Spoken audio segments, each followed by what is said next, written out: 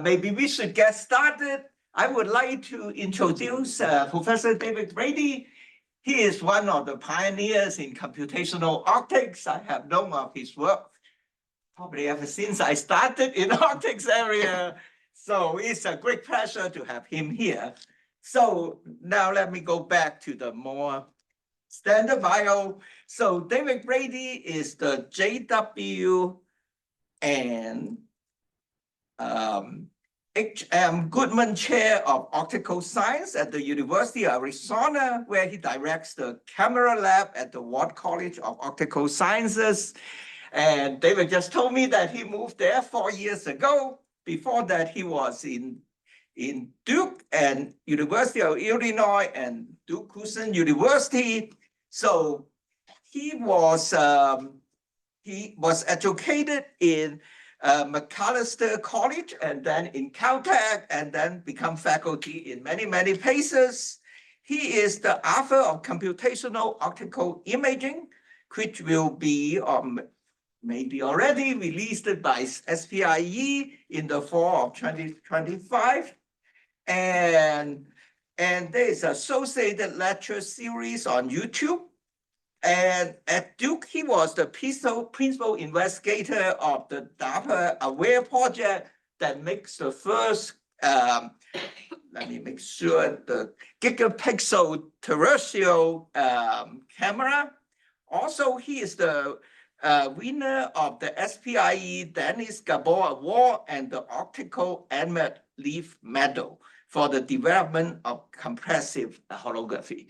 So it's a great pleasure to have David, and we would certainly enjoy hearing your talk. Thank you. Well, yeah, thank you, Peter, and it's great to be here. Today I'm going to talk about cameras mostly. This is a camera. This is in Tucson on Tumamoc Hill on the west side of Tucson. This artist Jonathan Keats has put what he called a millennium camera. So this is like a gold pinhole that's mounted, and it's not supposed to be. It was installed in 2023, and it's supposed to be removed in 2023, and apparently has some photosensitive back. This is definitely an analog camera, and I like the idea, things that happen over 1,000 years. I try to imagine, what it would be to record an image over 1,000 years. 1,000 years, is a long time, but people can do things over that time. I was in China a couple weeks ago. This is the Yingshan Muta, the Yingshan wooden tower. And you see here, it's almost 1,000 years old. Here, this is Liang Sai Sao from Tsinghua University was with me in Yingshan. So humans do things over this kind of time scale. But photography has not existed over that kind of time scale. To imagine, like, photography in some sense is maybe 10 years old, in the sense that, like, probably 90%, 99% of all photographs ever taken were probably taken in the last 10 years. And so, oops, I have to back up here. So if you think about, like, the time scale of tomography, this is a picture of Tucson. This probably is one of the very first pictures of Tucson. This was taken in 1880. And you look out and you see there's not much there. Here's a picture, that picture taken from the same vantage point this year. You see, actually, this road is still there. Of course, if you look at the mountain line, you see the mountains are still the same. This road is still there pretty much. But now there's a city there. This is downtown Tucson. And back over here is the University of Arizona. Optics is big in Tucson. In the United States, there's the University of Rochester because of Kodak, and then University of Arizona became big in optics because of the Peak Observatory, that the first United States National Observatory was established near Tucson. And so we have this history of the College of Optical Sciences. So here's a photograph of some members of my group at the College of Optical Sciences, where we have a fairly large program. So as Professor So mentioned, I moved there a few years ago to work on the camera lab, and that was during COVID. I was looking for something to do during COVID. My other COVID project was to write this book that Professor So mentioned. This book actually is released December 22nd. It's supposed to be released. And it got one of the nicest URLs I ever saw. The URL for the book is just spe.org/Brady. And then associated with the book, there's a YouTube channel that basically has a video for each section of the book. And then all of the code that's in the book is on this GitHub site. Okay, so the nice thing about writing a book, you're here studying and that's an effective way to learn. But by far, the most effective way to learn a topic is to write a book about it, because you learn a lot of things that you didn't understand, that you need to know more about. So some of what I'm going to tell you today comes about because of writing this book. But if you look at the cover of the book, it's a book on computational image. This is actually a generated image. The image was generated by Dolly, but it's symbolic of the way that I believe modern cameras are evolving. That cameras need sampling diversity, and we achieve sampling diversity by using arrays of micro cameras. So this is a picture that I took a couple days ago. This was what we call the MOAC, the mother of all cameras lenses. We built this lens a few years ago. This is a big spherical lens, and then it fits on front of this focal plane. Each one of these cameras on the focal plane, each one of those little shiny things is a 14 megapixel sensor. So we can mount, a few hundred of those together to create a synthetic camera from arrays, what we call micro cameras. And so these were different versions of that integrated. This system was what we called a multi-scale imaging system. So we have a objective lens that collects light. Now the challenge in lens design is that you would you would like to process the field, and this actually is an essential thing that you'll see. People out there that will say, well, they've made lensless cameras, and actually later in today's talk, I'm going to show you an example of a lensless camera that I made some years ago. But the lens does a magical thing that cannot be done computationally. And by the way, in computational imaging, I often see people say, well, we've combined the computation and the processing, so we don't, even though we have a blurry image, we can fix it with computation. That's just generally not true. That you can, it certainly is 100% true that you can de-blur. You can get a blurry image and make it better. But if you get a not blurry image, that's a better place to start. Your computation would prefer to start with images that weren't blurred in the first place. So what a lens does is the magical thing of take all the light from one point in object space and put it to one point in image space. That light consists of like around 1 billion modes. So quantum mechanically, there's about, if you integrate for 30 milliseconds, you got around maybe even 10 billion modes. From those 10 billion modes, you're going to measure around 10,000 photons, which means that the number of photons per mode is around 1/1,000,000th of a photon per mode. There is no way to get that information grouped together except by making it come to one physical point. So you have to make a high quality lens if you're going to effectively capture information from natural sources. The thing that computation allows us to do is we don't have to make a smooth continuous lens, or a smooth continuous image. We don't have to fully form the image and think of the image on the focal plane as our final image. So we can simplify lens design by parallelizing. Instead of trying to make a smooth continuous image from a single objective lens, we can locally correct the image with secondary optics in the field. And so that's how this aware cameras worked, was use a bigger lens to kind of collect light and then secondarily process it and focus it individually at points in the field. And that allows you to build gigapixel scale images. So basically, from a single lens without doing this technique, what you find is that images kind of peak out around 10 megapixels. That you have telescopes tend to be 10 megapixels, cell phone cameras tend to be 10 megapixels. That's because that's kind of the scale at which you can make optics form a good image without heroic effort. So through the generosity of the U.S. government, we were able to build these kind of systems. We took them and used them for stuff like this. So this was images that we recorded with the NFL and NBC for Sunday Night Football. So this is all shot with a single camera. So what you see is you are used to the idea that you can pan, tilt, and zoom, but you're not used to the idea that you could stop time and pan, tilt, and zoom. So here you've captured a full 250 megapixel image, and you'll find cameras now, there are a lot of, like cell phones have 100 megapixel sensors, which is a useful thing for color sampling, but they're not capturing 100 megapixel the number of modes they're capturing is not 100 megapixels, and they cannot do this kind of effective zoom. Or basically, the better physics that you capture, the better you're going to be able to process and get high resolution. So we built those cameras, and my focus is really on trying to make cameras that capture everything. Now, I want to tell you something just conceptual about cameras that that when you think about it, it'll make sense to you. Cameras capture 3 colors because people see 3 colors. Cameras capture 30 frames per second because that's where the human visual acuity, if you show 30 frames a second, people can't tell that it was captured in a sequence of frames.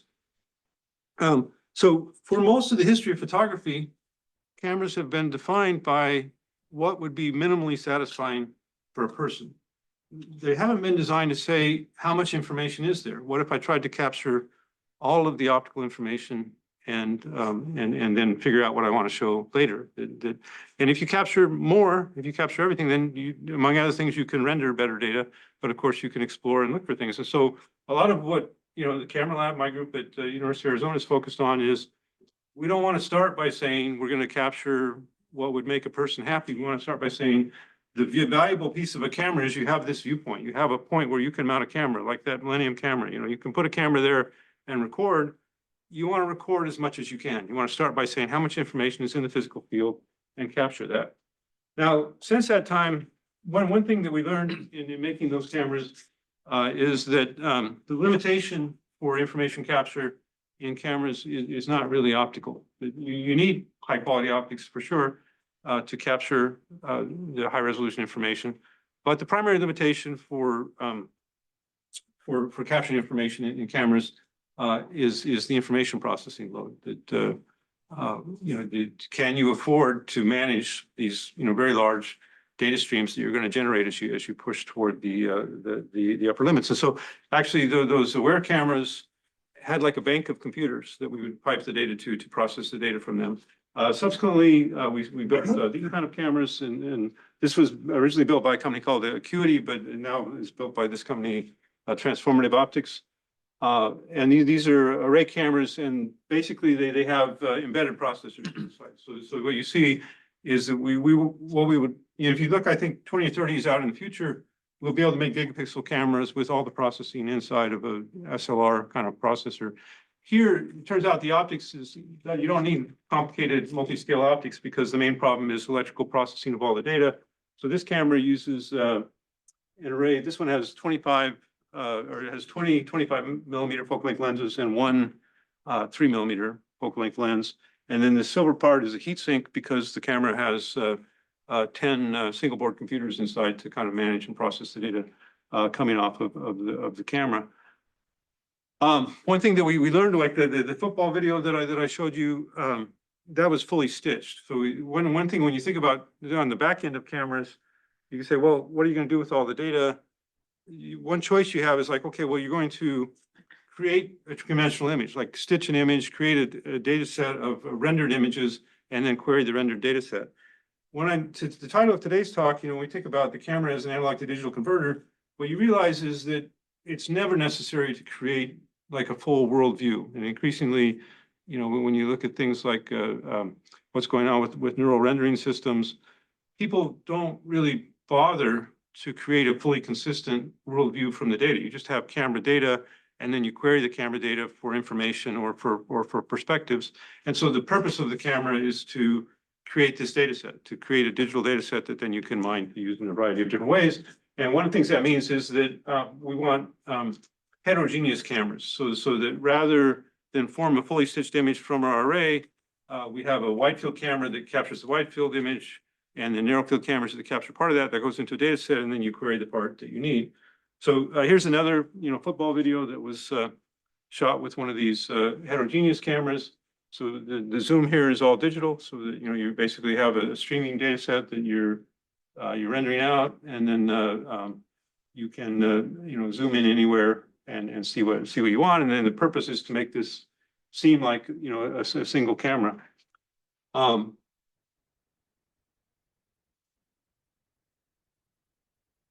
Here, I mean, depending on which level of zoom, you see that you're switching cameras. So like in some cases, you have to wait for the codec to catch up to the part of the zoom that you've zoomed in on.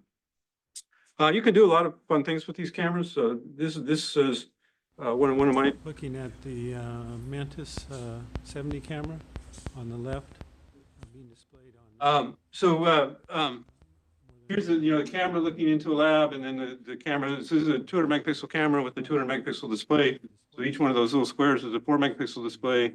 You zoom by putting your nose up against the display. You just walk up to the display and you're looking at stuff across the room. And then if you turn around and you can't resolve that barcode from the same vantage point. So the cameras change things. So you can create arbitrarily large displays. You can do all kinds of fun things with this data. But the research question is still, even though these are gigapixel scale cameras operating at 30 frames a second, so we're generating tens or hundreds of gigapixels per second, we're still just scratching the surface of the actual information available in the field. I think that we can do better. We can make cameras that really will get even to terapixels per second. Now, terapixels per second is a lot of data to handle, but on the other hand, since over my career, this is a freaky thing because I'm going to. Those of you that are young will be freaked out if you think about what's going to be the reality in your career, 30, 40 years into the future. In my career, memory is 10 million times less expensive. When I was a graduate student, we paid like $5 for a 500K floppy disk. And now for that kind of money, you can buy terabyte USB drives. So the memory is literally like 10 million times less expensive. Communication bandwidth is 10 million times more powerful.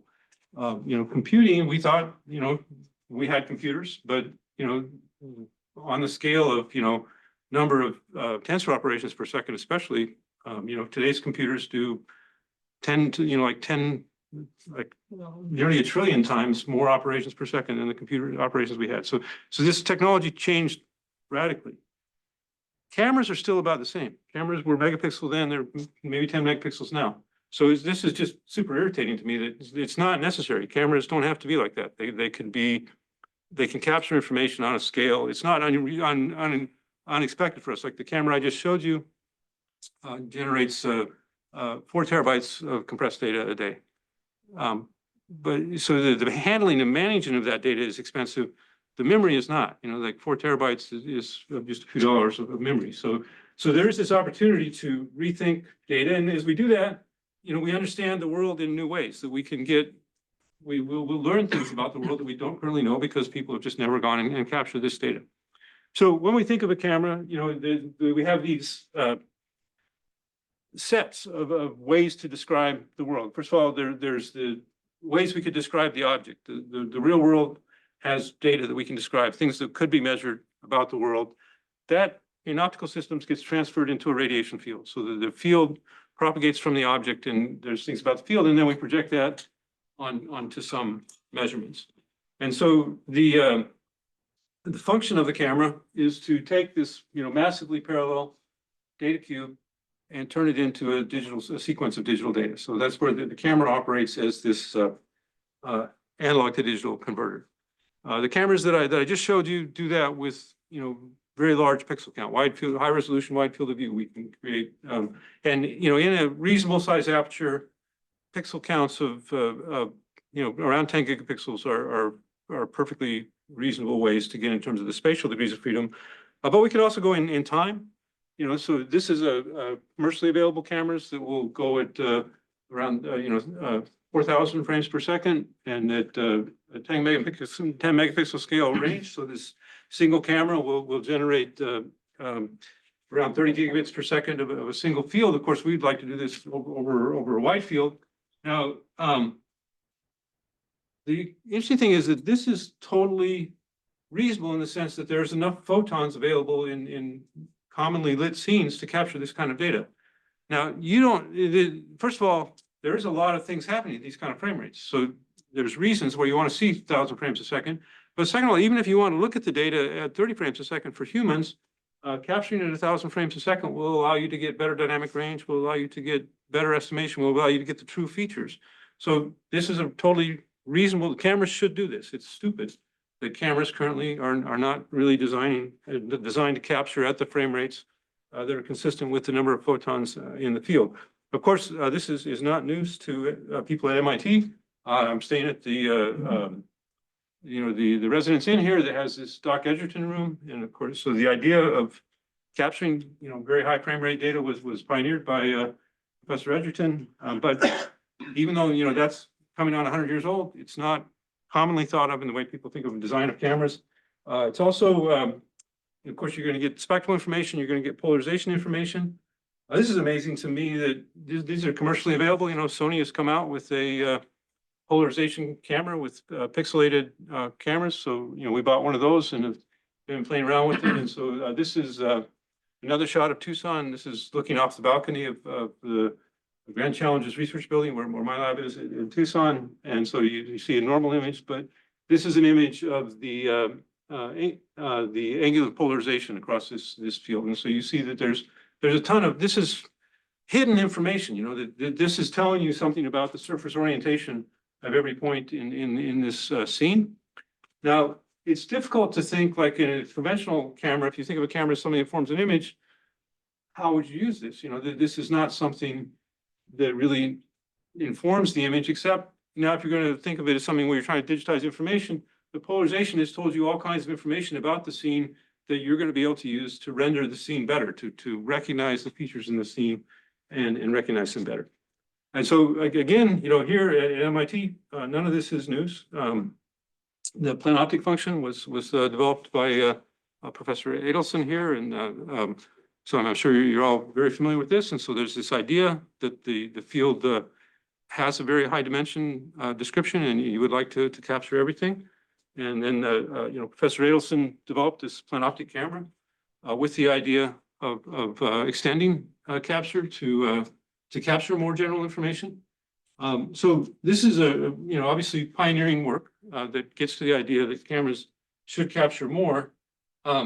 What we do now when we think about how are we going to design a camera to be a platform for capturing all of the information in the field is try to think about not how we could capture different multifocal, spectral amounts of information.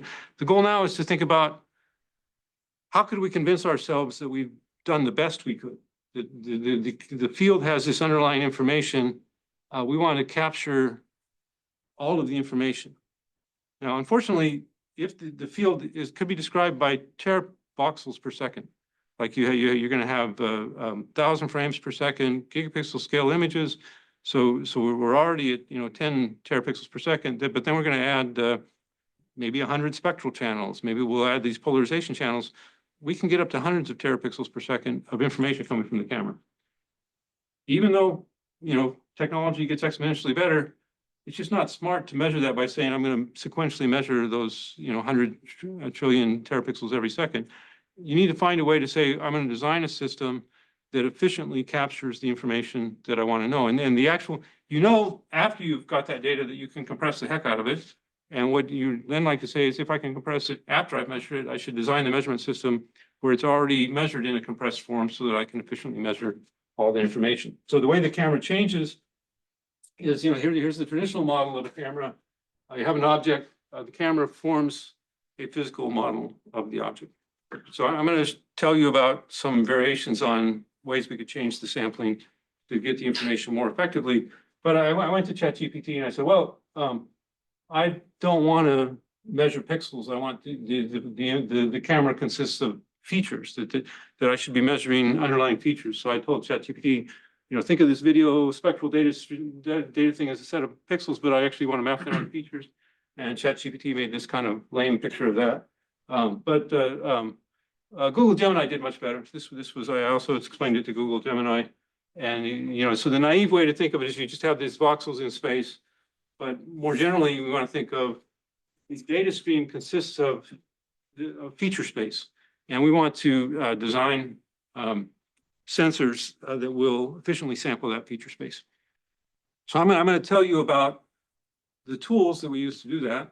It's actually obviously like a very big, deep problem to start to play around with. Now, how do we design cameras? But what you'll get today is, I think, a feel for the tools that we can do that with and the ways we can do design. And so camera design becomes very exciting. Instead of like simply like we're going to design a lens and measure an image, it becomes we have a granularity problem. We're going to use lots of lenses. What size should those lenses be?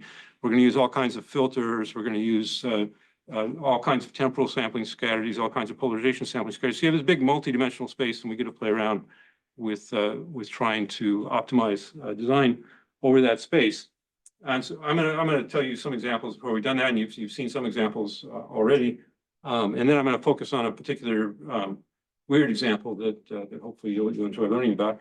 Among the things that we're working on in my lab is the kind of the back-end processing. We know that we want this terapixel kind of data cube.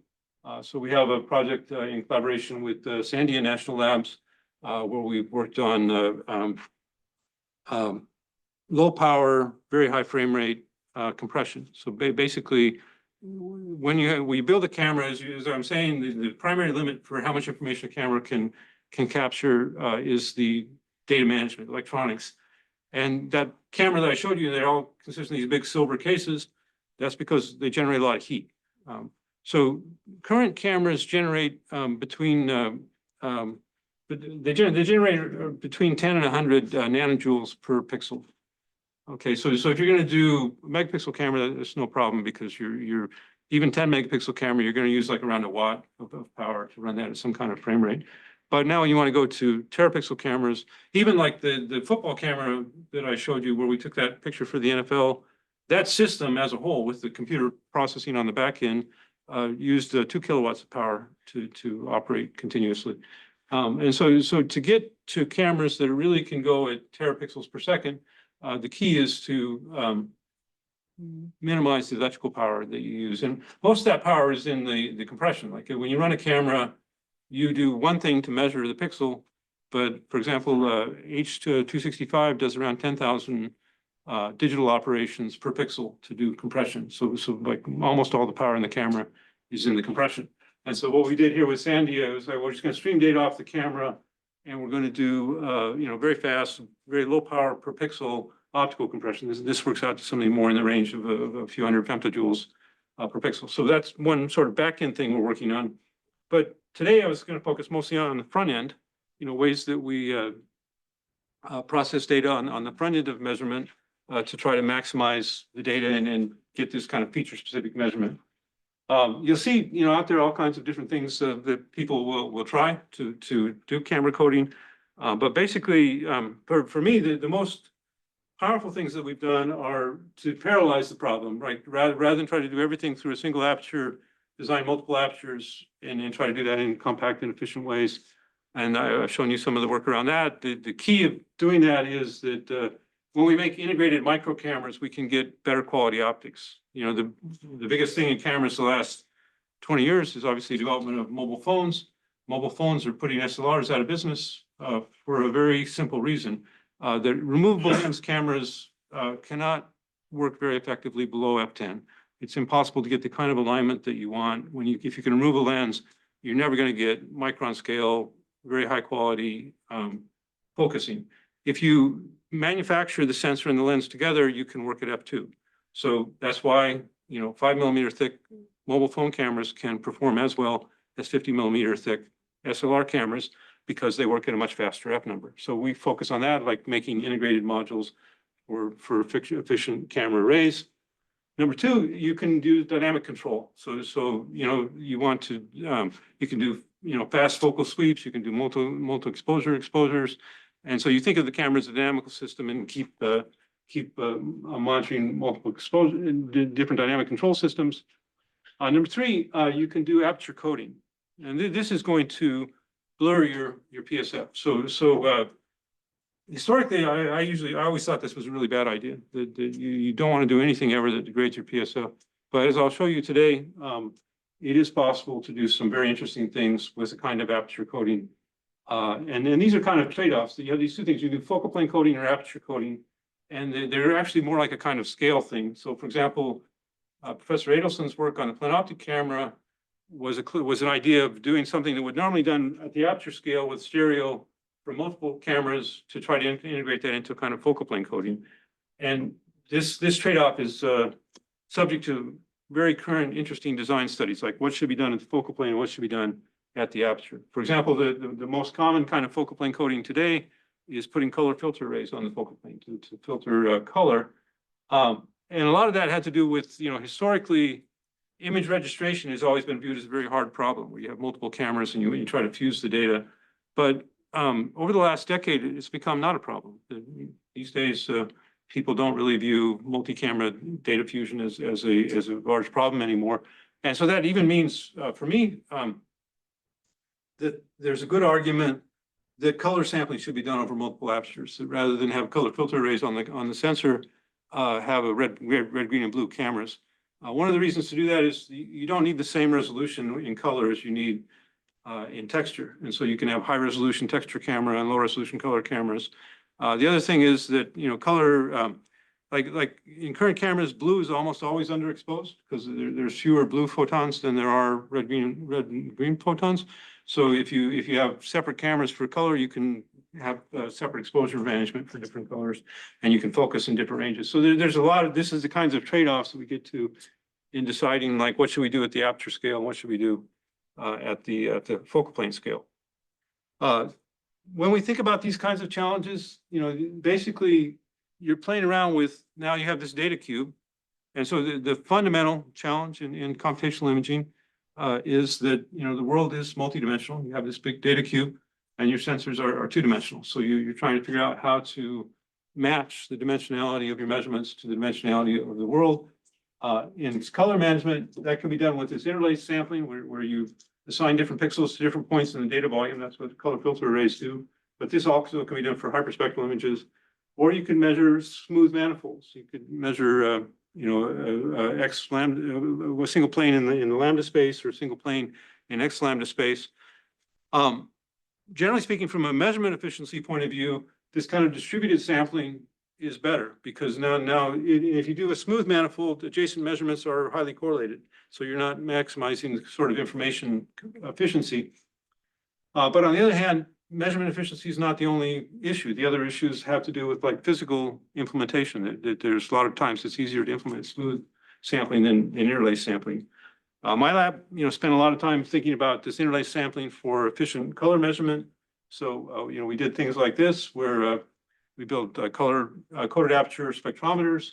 This is a RGB camera looking at these birthday candles. And then this is a coded aperture spectrometer. Now, the coded aperture system has built a dispersion engine where you project the image onto a coded aperture and then disperse the color planes relative to each other. So you're measuring projections through the color, and then you're using the fact that the image is kind of smooth in image space to recover the color from this texture. So the texture is encoding information about the color. And so if you take that data and process it, you get things like this. The bodies of the candles are illuminated by fluorescent light. So the fluorescent light has 3 spectral bands that you see here. And then the flames are chemical flames, and so they occur at different places in the spectral data cube. So this was about 15 years or so ago, this was sort of this is like your crack or something. This is the introductory drug for compressive tomography. Like the hyperspectral imaging is a form of, you have a 3-dimensional data space and you want to reconstruct it. The interesting thing is that the math that underlies this idea of creating texture in volumetric things occurs in essentially all tomographic problems. And so this is CASI, coded aperture spectral imaging, but the same math applies in coded aperture temporal imaging. So we can use coded apertures to reconstruct high-speed video. This CASI, actually the main application of it today is it's used for ultra-fast imaging, where you can use it for spectral holography. You need snapshot spectral images to reconstruct ultra-fast pulses. So this review article goes through a whole bunch of different versions of this coded aperture, the application of codes to tomographic problems. But basically, the problems are all different, you know, ranging from, you have XY lambda, XYZ, you know, XY lambda and polarization, but essentially all tomographic problems can be mapped onto the same mathematical structure, and you can then achieve this idea of doing snapshot reconstruction. Now, but that coding is like a physically easy kind of coding to implement, this kind of interlaced coding in the space. When we design the system to try to, you know, remember our goal is we got this big data cube of all the information that's in the optical field. We want to design a camera that will just digitize that. We can work on that problem from two ends. One is you can think physically, how can I make codes that will improve my measurement efficiency? On the other end, you can say, well, where is the information in the field? Like what does the field really consist of? Because if you think of the field as like it's a pixel stream, you're not going to sample it in the right way. You want to think of the field as like it's a set of features, and I would like to design a measurement system that optimally matches those features. So you can do that with things like analyzing the features in a spectral data set. So this is so as I mentioned, you have this book, and then this is one of the exercises in the book. And so you go and you can analyze features in a multispectral image. So here I took data that was online at Sri Nair's site at Columbia, where 10, 15 years ago, they got a hyperspectral camera and measured a bunch of objects. And so here's just a set of beads that were measured with a hyperspectral camera. And then you can go and say, well, what are the real spectral features? You know, so here I think that they measured 16 spectral channels. So you say you could go measure that data cube with 16 spectral channels. And these are, you know, some examples of what the spectra at individual pixels look like. But you say, well, I don't need to measure 16 spectral channels. Let's take all of the pixels and find out what are the principal components. You know, what are the underlying, what variation describes the spectrum. And then what you might like to do would be say, well, now I'm going to make a color filter array that measures those principal components. And you see the 3 principal components is not enough. You know, that you're going to want to measure more than 3 features, but less than 16 features, and you would get a pretty good description of the scene. Now, what's interesting about this, though, is that we tend, when we go and analyze these problems, to arbitrarily segment the data set. Like physically, we can measure spectra, we can measure spatial images, we can measure time, but we've arbitrarily segmented those features. The real features are multidimensional. So, for example, you could say, instead of measuring these, you want to think like I'm going to measure spectral projections, a limited set of spectral projections over each pixel. You could divide the data into spatial spectral patterns, and say, now I'm going to try to find the underlying features in a spatial spectral data set. And so what you would really like to do is say, try to make these features as high dimensional as you can, and then try to make sensors, which would mean, you know, making combinations of, you know, camera arrays, spectral projections, temporal projections in ways that allow you to optimize the measurement. Okay, so that's just kind of the general philosophy of where we get to. So now I got another 10 minutes or so, and I'm going to tell you something that's really been fun. This last bit I want to tell you about is stuff that comes out of writing this book. I got to tell you, so computational imaging has grown tremendously in the last 10 years. Like 15 years ago, unbelievably, people would say, you guys work on this computational imaging, but you've never done anything useful. Why are you doing this? Nobody has that argument anymore. Like now, you know, Google and Apple have, you know, big teams of people working on computational imaging, doing all kinds of amazing stuff with their sensors. So I wrote this book, and the book talks about efficient ways to do X-ray imaging, which is very surprising. And then it talks a lot about Fourier tychography, which is the biggest advance in Fourier optics. That Professor Goodman's book on Fourier optics goes through this comparison of you know, coherent imaging systems and incoherent imaging systems. Coherent imaging systems are not actually shift invariant. Optical coherent imaging systems are not shift invariant. That if you move the aperture, the phase of the object changes, and that phase can dramatically change the image. And what that means is that you can create synthetic aperture systems and coherent imaging systems just by moving the camera. And so you can create arbitrarily large apertures actually just by moving the camera.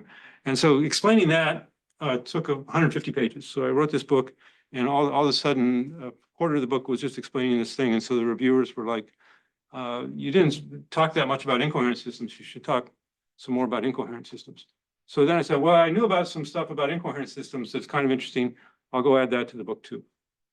Now, if you go back to Professor Adelson's work on the planoptic function, the planoptic function has a name in physics. It's called the radiance. So basically, the radiance is the distribution that describes the intensity and the direction of propagation of the field at every point in space. This here's a six-dimensional function of position in space, direction of propagation of the field, and the frequency, the color of the field. Now it turns out that this radius function is the Fourier transform of a function that's better used, more commonly used in physics. This is the cross-spectral density. So this is so when we build incoherent imaging systems, we measure the intensity of the field. We cannot, because of this thing I told you about, there's not very many photons per mode. We can't measure the field itself. We can only measure the mean intensity averaged over all of those many modes.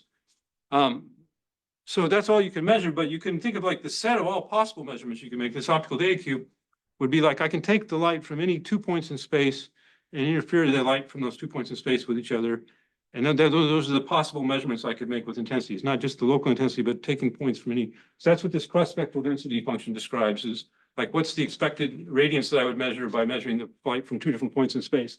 This delta x is the separation between those 2 points in space, and x is the mean position of those 2 points in space. That's closely related to this radiance function. So when I started working in computational imaging, I was very interested in this cross-spectral density function. This is a photograph of the introduction to one of in this video series on this book. There's about 70 videos or so. This one of them talks about coherence tomography, like not optical coherence tomography, which is kind of digital holography, but coherence tomography means measuring the coherence function of the field and estimating the 3D objects from the coherence function. Here's a picture of an MRI system. Actually, this is a photonic diffusion system. So this is like an iron magnum they put on your head. And they can measure coherence waves going through your head.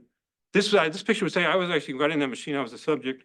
And you see, I was a subject because I don't have any hair. So they was like, "Oh, you're the perfect subject. We're going to shine lasers into your head." So, but that's not here or there. But about that time, this is the lensless imaging system I told you about. This is when I worked on lensless imaging.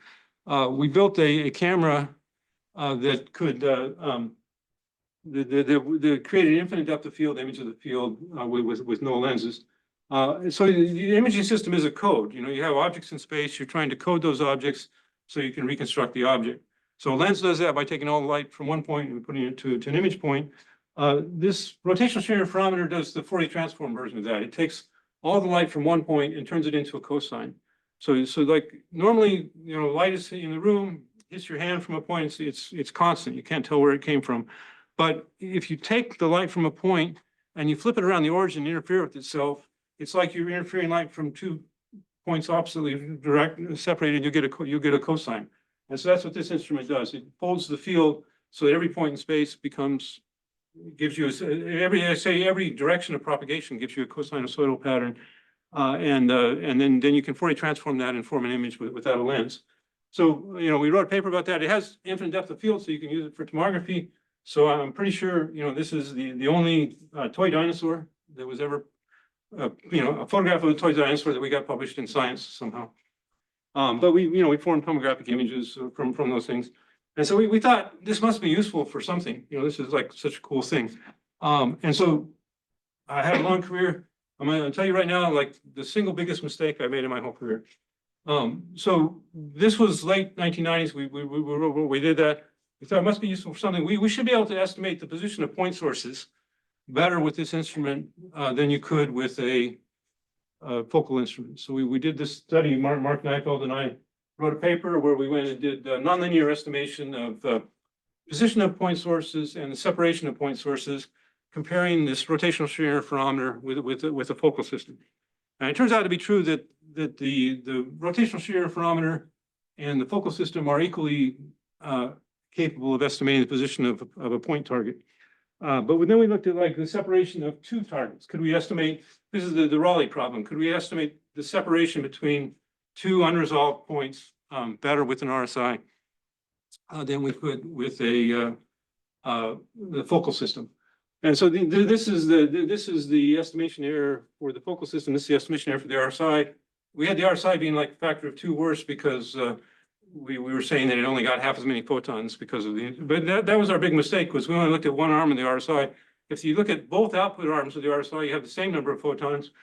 And one of the arms of the RSI can be a nulling arm. So you have these 2 point sources. You can try to null the signal from the 2 point sources. And if you do that, then it turns out that the RSI is orders of magnitude better than a focal system. So that was my big mistake, was that I wrote this paper. I said the RSI is not better than focal systems. Forget it. I'm only going to work on focal systems from now on. But then this was 2003, and about 12 years after that, this guy Mankai Sang reinvented the RSI. Basically, he wrote this paper on superpolarization of incoherent point sources. Here, he's reinvented an RSI interferometer, and what he shows, so in the Raleigh problem, you have 2 points. They come together, and the question is, how close do they only be where you cannot tell that they're 2 points anymore? And then you know, how accurately can you estimate their separation? You can evaluate this based on Fisher information. You know, what's the Fisher information that you're getting from the measurement? And so this is a plot of the Fisher information for estimation of the separation of the 2 point sources as function separation for the arm where you're getting maximal signal out and the arm where you're getting 0 signal. And it turns out that the Fisher information goes to a maximum when the 2 point sources become infinitely close together. And what's happening here, this is again from some of the simulation code that's online with this textbook. Here you're seeing, assuming you have a Gaussian impulse response, you have 2 point sources, you're bringing them closer and closer together, and you see that, you know, that it starts to look like you only have one Gaussian. This is over the local point of the field, or, you know, where you're like that, the focal spot.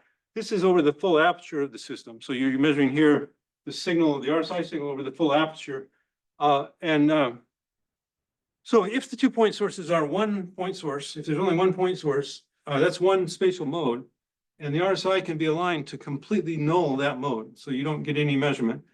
And if you cannot null that mode, then you know that it's not. It's not a single mode. You basically, however many photons you measure, that tells you the separation of the modes, or the 2 points. So this is like the RSI signal with the RSI pointed at the midpoint of the 2 modes. As the 2 modes get closer and closer together, the signal eventually goes to 0. But however many photons, if you measure non-zero photons, you know that the 2 modes there's actually 2 points there.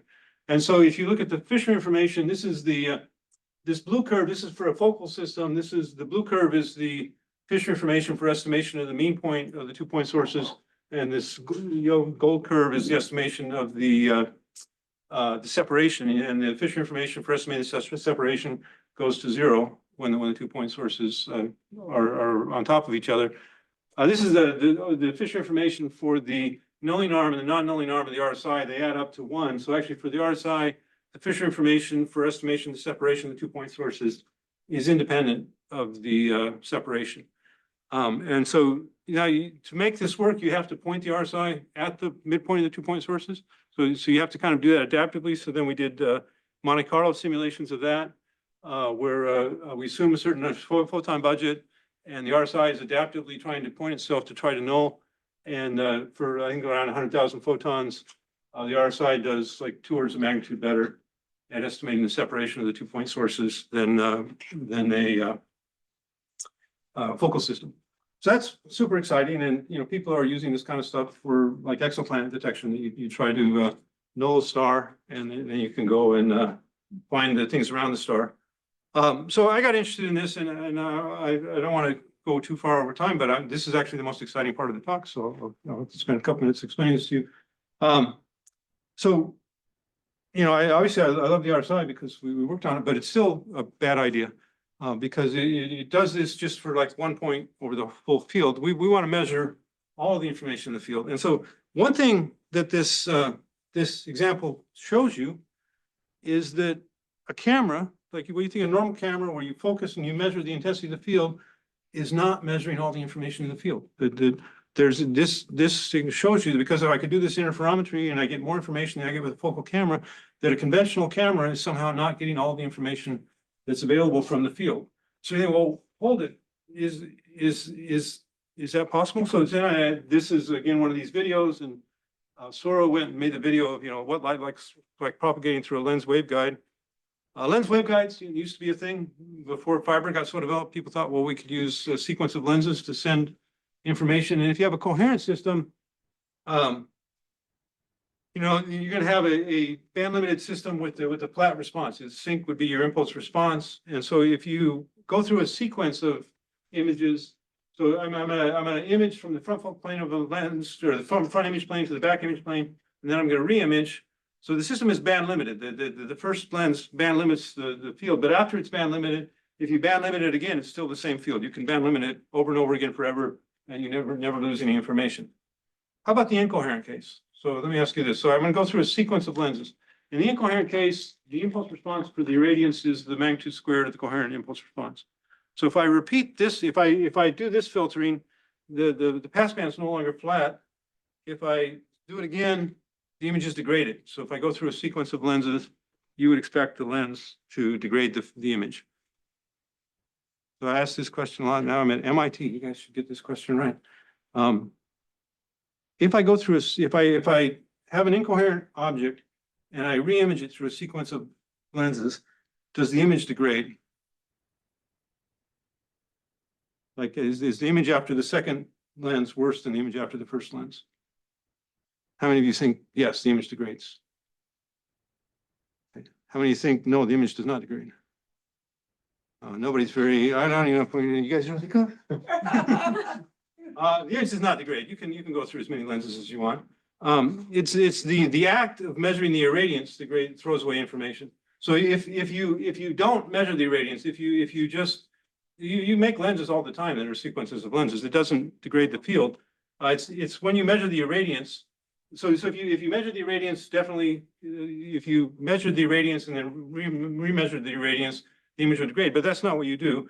The field before you measure the irradiance is described by this coherence function, and so and the coherence function is a four-dimensional function with the flat passband in each of the dimensions. And so if you repeat that, it doesn't degrade. So it's actually the act of measurement, the act of turning it into a radiance causes a degradation. You've lost information when you measure the irradiance. If you don't measure the irradiance, if you could measure the cross-spectral density, you would have that extra information. And that's what that RSI is doing. It's measuring cross-spectral density and it's getting information that's not available in the irradiance.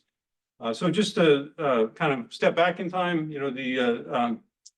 if you have a remote incoherent object and you have a coherent impulse response, the field in the focal region can be described by this cross-spectral density. This is a coherence function that describes the field in this focal region. And so now we can think of transformations that describe this field. And so there's a beautiful result that is in this textbook. So the transfer function, the optical transfer function for an incoherent imaging system is the autocorrelation of the pupil function. So if you're on the optical transfer function, it'd be the autocorrelation of the pupil function. It turns out that the transfer function for the mutual intensity, so the coherence function was ignoring the color just for a second. The mutual intensity, the transfer function for the mutual intensity is equal to the ambiguity function of the pupil. So it's the same as so if the separation is zero, this delta x prime here would be the delta x, the separation of the 2 points. If that was zero, if you look at, so if you measure the mutual intensity with zero separation, that's the intensity. So if you measure that, then the transfer function is the correlation of the pupil. But if you allow if you're going to measure the mutual intensity, the mutual coherence, then it turns out that the transfer function is the ambiguity function. So spectacularly kind of beautiful result. The ambiguity function was introduced into optics a lot by these guys, by Carl Heinz Brenner and Adolf Lohmann and Jose Ojeda Castaneda. They wrote a paper talking about that they could describe the defocus transfer function with this ambiguity function. So, and that's another use of the ambiguity function, but it's not quite the same as this transfer function of the coherence function. So this is what it looks like. Now, the system is band limited. So this is a function of the separation of the 2 points in spatial frequency. So there's no case in which you're getting a spatial frequency passband higher than the conventional 1 over lambda f number maximum spatial frequency. But as you get different shifts, the balance in the relative passband of the different frequencies changes, and you can suppress mid-band frequencies relative to high frequency, for example. And so that's the one-dimensional function. You can also calculate the two-dimensional transfer function, and it has this basic property that it has a fixed band limit, but all kinds of interesting modulation. So then we got interested in, okay, we know that there's this extra information in the coherence function. You know, could we just, given that there is this information, could we build a focal plane that instead of measuring the irradiance, measured the coherence function? And what it comes down to really is that you need it's still a linear system. You have this linear passband. So this gets to why you need a aperture coating. You need a diversity. You need effectively a diversity of PSFs. You need to do a diverse set of PSFs to measure to fully characterize the coherence function. This gets back to the planoptic camera as a kind of strategy for getting a diversity of PSFs. There's a lot of ways to do that. You could, and now you would like to do that. The problem with a conventional planoptic camera is, you're going to give up spatial resolution to get the defocus transfer function. But now with more intelligent sort of design of the focal plane, we don't have to do that. We could make focal plane coating that would allow us to recover all the information. And so we did this study, and there's many different ways to think about doing this, and we're still working on variations. Ultimately, what we're doing is what's called a photonic state tomography. This this cross-spectral density function is also it's the density function of the actual quantum state describing the field. So what you're trying to do at the end of the day by measuring it is not, again, like measuring the irradiance is projecting the quantum state onto a single measurement, and you're trying to get the full density matrix. So this is identically equivalent to quantum state tomography, which is also necessary for quantum computing. You can, parameterize this two-dimensional function as a projection onto a set of modes and create a matrix for it. So basically, you're trying to measure projections of this matrix to recover the matrix itself. So then we thought, okay, well, let's think about different ways to do this. We'll build a focal plane that instead of measuring the irradiance is interferometric. And so we need kind of unit cell to do that. So I went to ChatGPT and said, okay, I want to have like something like this. I'm going to have a unit cell that consists of not of irradiance detectors, but of little interferometer arms. I'll build interferometers in each pixel. I'll make a picture of that. So, these are different visualizations that ChatGPT made of what this kind of device might look like. The device is not unprecedented. So basically, you could have like 2 points. You bring in 2 points into an interferometer, and then it's like a Mach Zehnder. So you can make integrated micro Mach Zehnders on the focal plane, and then you want to tune those to do reconstruction. If you look at different parameters you put into the detector, you're changing the effective PSF. So a standard system has this kind of passband. We're going out into different places in this into the ambiguity function, and so you're going to keep the same passband, but you can by changing the parameters in the interferometer, you change the relative frequency transfer, and so you get higher resolution for the Raleigh problem, because you can suppress the mid-band frequencies relative to high frequencies, and get improved image estimation. For the case of 2 points, we show that we can make this interferometer. These are just the different amplitudes in the different fields, and this is showing that the number of photons you detect in the second eigenvalue that you get from this matrix scales as the square of the separation, so that if you just count how many photons you measure, that's a measure of what the separation of 2 point sources are. You can then look at different features. We looked at lines and squares and points and said, could we adjust the interferometer locally in each pixel to improve the estimation of every point? And this would be the dream, for this exoplanet kind of thing, is that now you're going to say that you have something unresolved in this scene, but you're going to try to adjust the parameters to try to get as much of the fundamental features out of it. This is comparing the estimation error for estimation 2 points within a single unit cell for an intensity measurement and a adaptive and non-adaptive projections in this kind of interferometric pixel.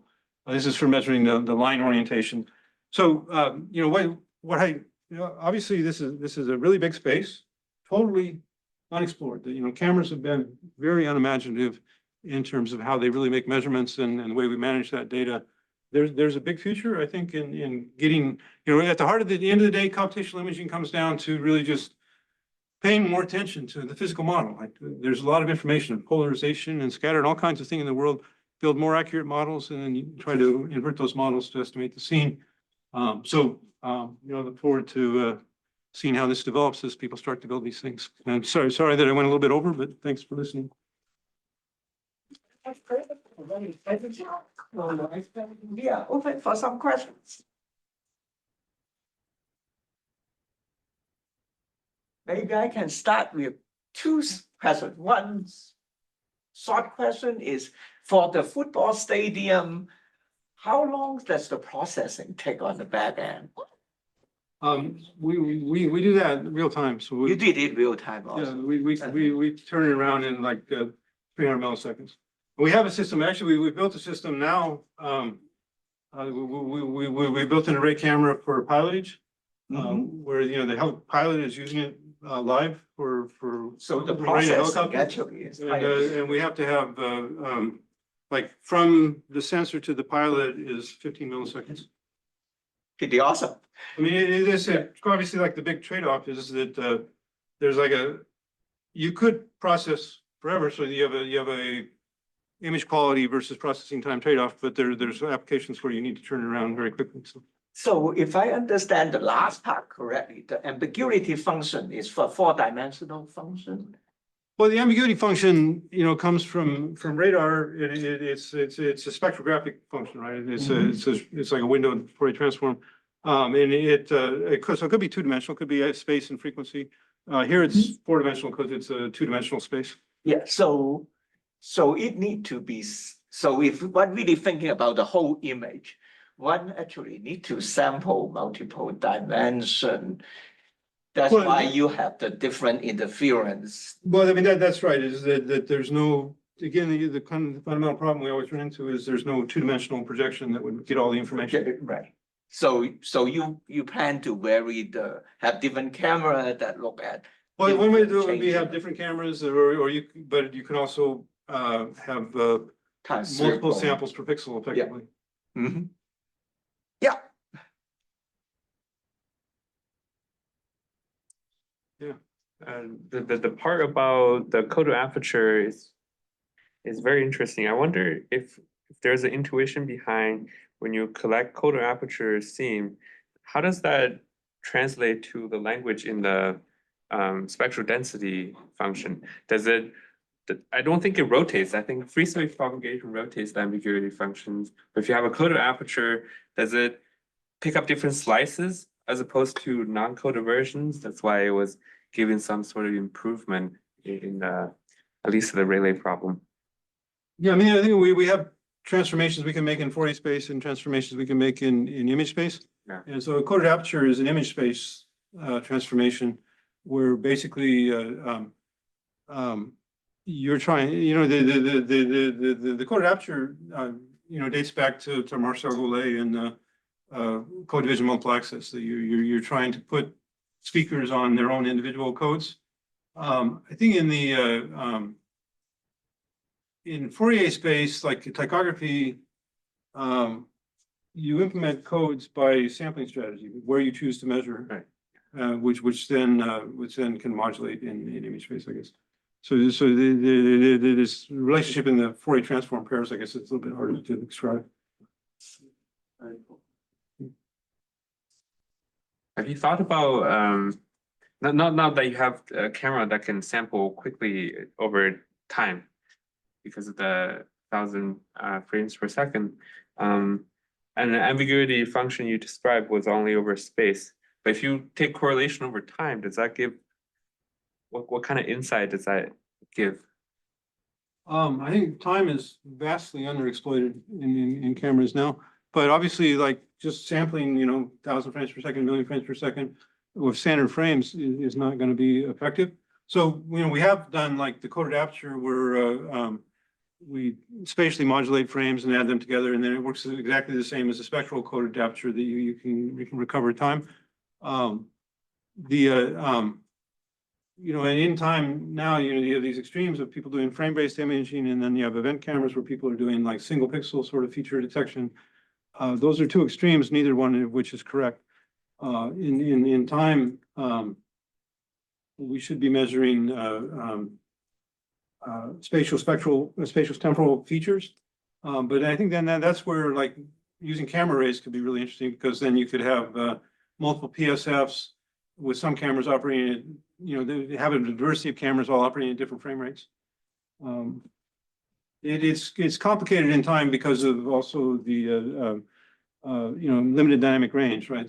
So a lot of times you would like, it's really like you want to find a way to accumulate data in ways that would allow you to use limited sensor dynamic range to still recover not just time, but also high dynamic range from different, you'd only like different time rates for different pixels. But time is like a unexplored territory almost. You take one last question, since some people might be hungry for lunch. Yeah, great talk. Just so in regards to the camera frame rates, do you see any advantage to potentially coupling conventional cameras with, say, event cameras that have that dynamic range and it has that asynchronous detection, so you can have effectively 150K frame per second detection? Yeah, I mean, yeah, definitely, 100%. I mean, given that event cameras exist and they're useful for that, I think it's a good idea. I think that the design of event cameras is not good. There could be done. So actually, it's a bigger opportunity to use like multiple different frame rates and kind of conventional sensors, and then find ways to read out blocks and stuff like that. So in the end, it would be better to start with something that's not an event camera. But given that you can go buy an event camera, and you can buy a conventional camera, I think you could do some interesting things with that for sure. All right, let's thank David again.